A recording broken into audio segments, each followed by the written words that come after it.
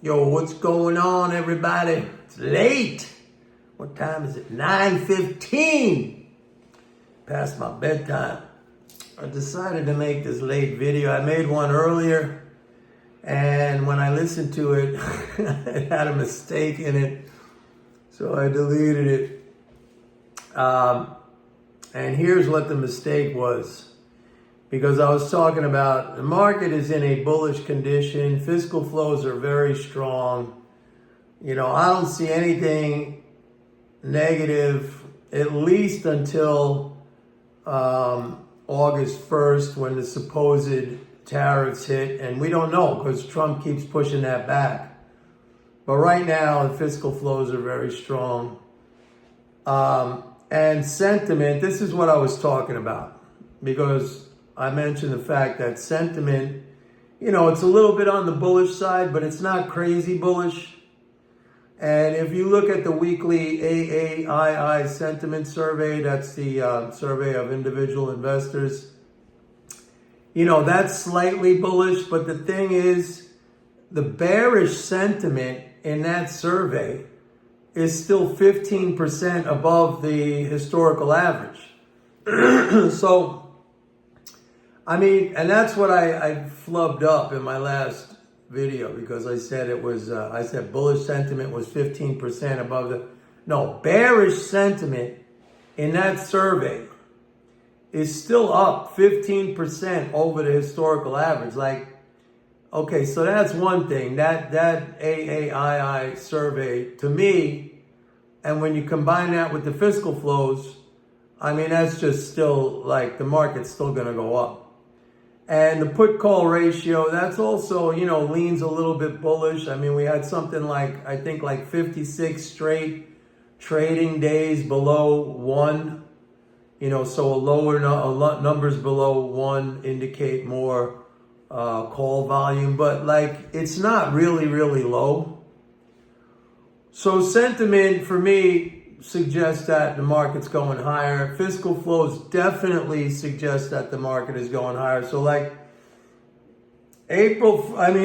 1st, that's the thing, man. And we'll have to see. And then I think I said in my Saturday video that even in August, okay, we get August 15th is a quarterly interest payment. So that's going to be a big leading flow. So that could wash out any negative impact from the tariffs, at least for August. We might have to look to September before anything really starts to get negative, if in fact it even gets negative. I keep saying we don't really know the impact of the big, beautiful bill, in terms of the flows, because there's tax cuts in there, there's spending cuts in there. All this stuff has got to, we still need time to look at these numbers. And right now, just like I said, given the sentiment and given the flows as they are, right now, that's a bullish environment. Now, tomorrow we got CPI. So, of course, the headline traders and the monetarist zombies are going to be looking at that. If that comes in anywhere, even a slightly on the hot side, they're gonna sell treasuries. We got the 10-year up at 443. It bounced all the way back from, I think it was down to 415 or something like that. Now it's back up to 443. So it's just been bouncing around in this range. Every time bonds rally, you get the hedge funds and futures funds, they're selling it. You could see that clearly in the CFTC data. They're pounding it, and they got a huge short position on. So I don't really pay attention. I just think got to give it some more time. Got to give it some more time. I don't see the Fed raising rates.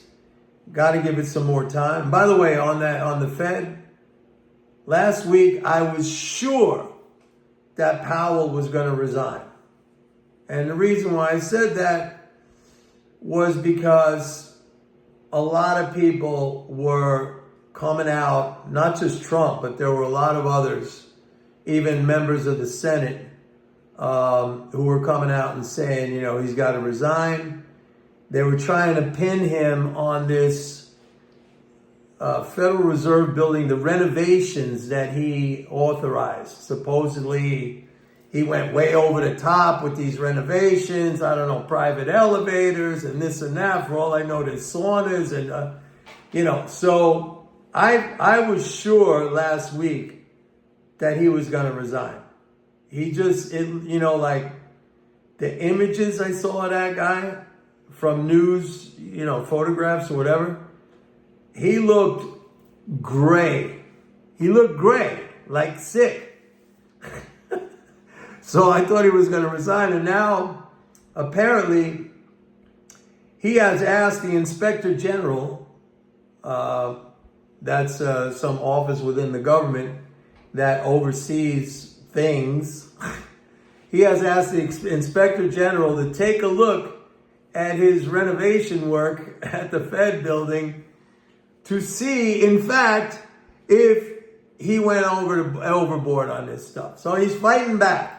This guy's feisty, man. You're not going to get him out of there easily. I don't know why I bring this up. I mean, I'm not really paying attention. I am long the treasuries and have been for a long time. But here's the thing, folks, and I'm going to wrap this up because, like I said, it's late. It's late. Bullish until further notice. So buy the dips. By the way, those fiscal flows, that also applies to other risk assets. I mean, gold. You see what's going on with Bitcoin. Oil, it dipped down, but there's good support, $65, $66. So yeah, bullish. All right, that's it. I gotta go night. I wake up early, go to the gym, go boxing. I'm an early bird. All right, everybody, please like and subscribe. The likes have been and the subscriptions have been going way down. I don't even know why I'm doing this anymore. And don't forget, go to my website, pitbulleconomics.com. Sign up for a 30-day free trial to MMT Trader. Thank you and good night.